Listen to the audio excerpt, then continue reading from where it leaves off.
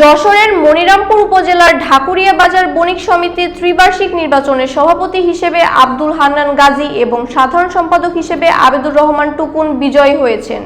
বিস্তারিত থাকছে শাওন হোসেনের তথ্যচিত্রে। যশোর জেলার মনিরামপুর উপজেলার ঢাকুরিয়া বাজার বণিক সমিতির ত্রিবার্ষিক নির্বাচন সুষ্ঠুভাবে অনুষ্ঠিত হয়েছে। শনিবার 11 জানুয়ারি সকাল 9টা থেকে বিকেল 4টা পর্যন্ত ভোট গ্রহণ করা হয়।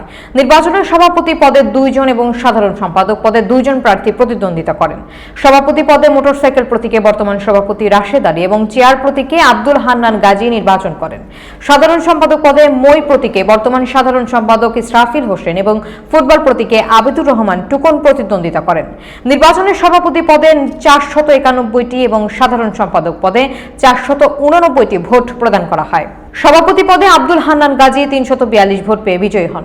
সাধারণ সম্পাদক পদে আবেদুর রহমান টুকুন 287 ভোট পেয়ে নির্বাচিত হন। নবনির্বাচিত সভাপতি এবং সাধারণ সম্পাদক সমিতির উন্নয়ন এবং ব্যবসায়ীদের কল্যাণে কাজ করার প্রতিশ্রুতি ব্যক্ত করেছেন।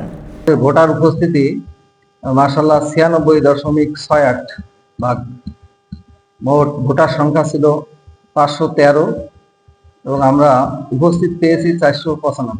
সভাপতি পদের মোহাম্মদ আব্দুল হান্নান চেয়ার প্রতীকে 342 ভোট পেয়ে প্রথম স্থান অধিকার করে। মোহাম্মদ রাশেদ আলী মোটরসাইকেল প্রতীকে এবং সে পেয়েছে 147 ভোট।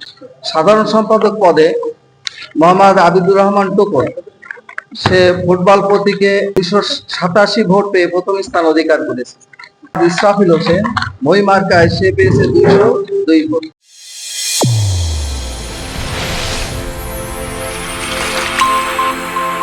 চ্যানেল A1 হৃদয়ের স্পন্দন।